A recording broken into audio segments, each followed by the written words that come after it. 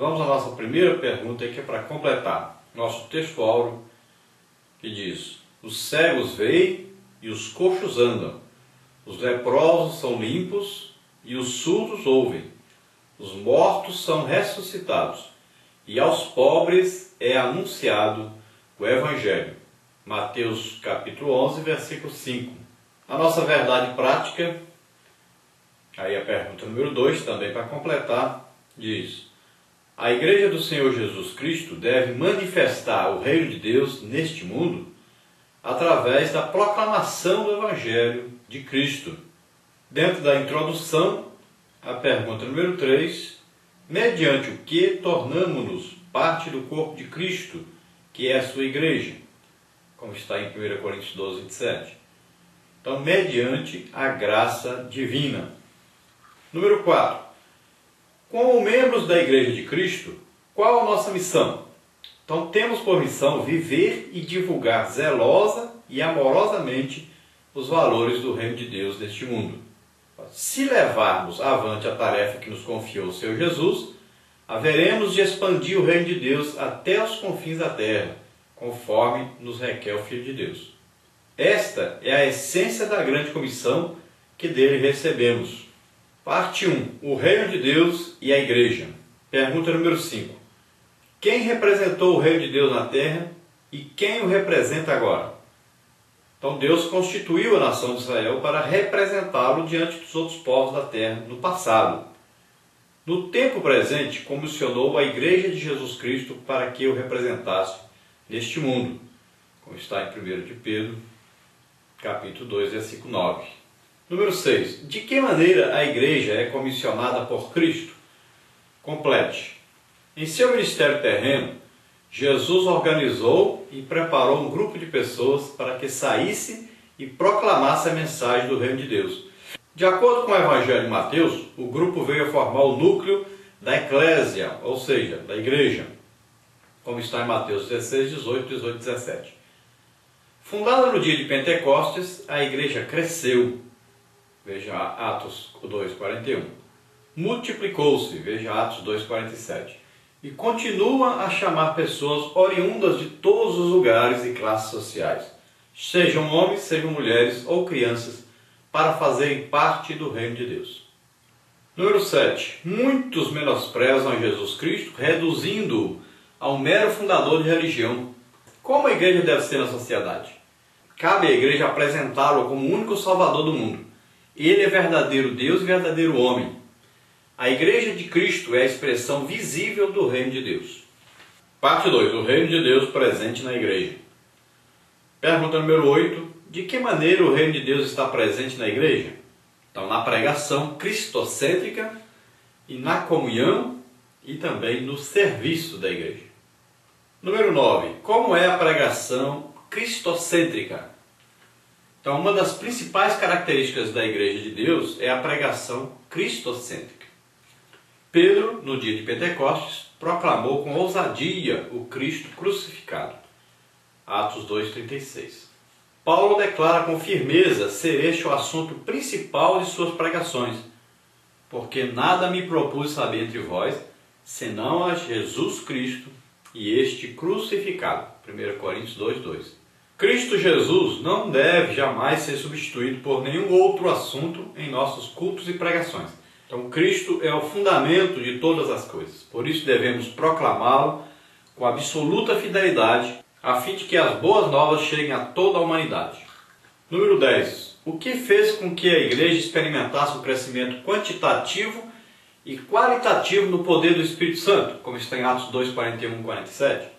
Então, a postura coerente e bíblica dos primeiros cristãos. Número 11. O que significa a palavra comunhão?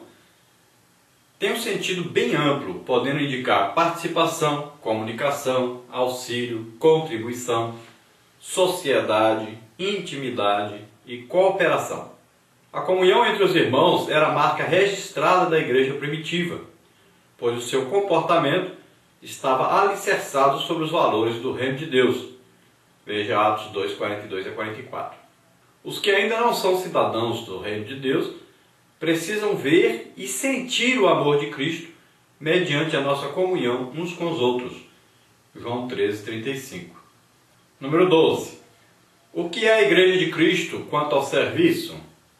A Igreja de Cristo é um organismo vivo e sua função não se limita à proclamação do Evangelho. Ela serve ao Pai, mas também ao próximo. Veja Marcos 12:29-31. Número 13. Em que consiste o serviço da Igreja? Consiste em ajudar, suprir as necessidades dos filhos e filhas de Deus. A igreja local, portanto, deve socorrer os necessitados, as viúvas e os desamparados. Suas obras sociais confirmam e legitimam a sua pregação. A prática do serviço através do corpo de Cristo é o mandamento do Senhor. Ama o teu próximo como a ti mesmo. Marcos 12:31.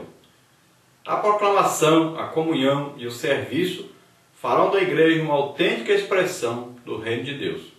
Veja Tiago 2:14-26. Parte 3. Quem é o maior no reino de Deus? Pergunta número 14. Qual a verdadeira grandeza do cristão segundo Jesus? Então Jesus escolheu homens falíveis para serem seus discípulos. Estes se defrontaram, tal como acontece ainda hoje, com orgulho e ambição, como se vê na passagem de Marcos 9:33-37. Percebendo deles claramente tais males, Jesus tomou em seus braços uma criança, a fim de ensiná-los a respeito da humildade, simplicidade e receptividade. Mateus 18:2-4.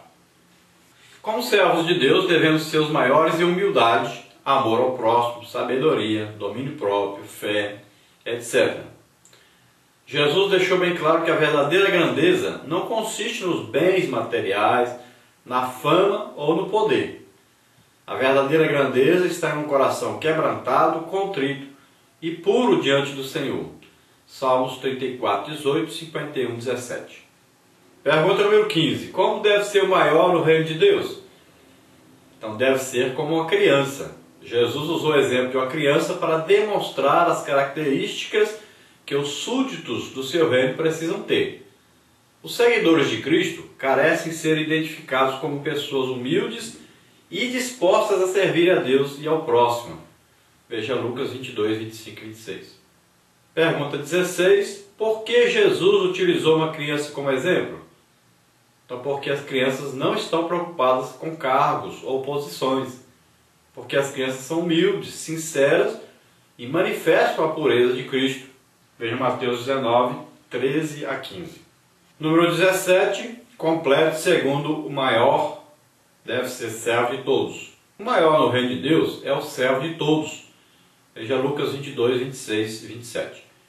É o que serve aos enfermos, aos necessitados e aos feridos, sem esperar nada em troca. Veja Tiago 1:27. Nisto, Cristo Jesus é o nosso supremo exemplo. Sendo Ele o Deus, bendito eternamente, Romanos 9:5, por amor de todos nós, humilhou-se e entregou-se a si mesmo como sacrifício expiador dos pecados do mundo. Efésios 5:2, Filipenses 2:5-11. Você já pensou quanto poderíamos influenciar o mundo se vivêssemos de fato como servos de todos, assim como nos reivindica a palavra de Deus? Na nossa conclusão, pergunta 18 aí para completar. A Igreja de Cristo tem a responsabilidade de proclamar e demonstrar as virtudes do reino de Deus a toda criatura. 1 de Pedro 2:9. Neste mundo, nós, os salvos, aqui estamos para servir ao Senhor e ao próximo. Filipenses 2:3-4. Um dia estaremos para todo sempre com o Senhor. Mas enquanto esse dia não chega, sigamos o exemplo de Cristo, que sendo Deus, tomou a forma de servo. Filipenses 2:5-11. Que venhamos como a igreja do Senhor Jesus Cristo, evidenciar o reino de Deus neste mundo, através de nossa vida, testemunho e proclamação do Evangelho.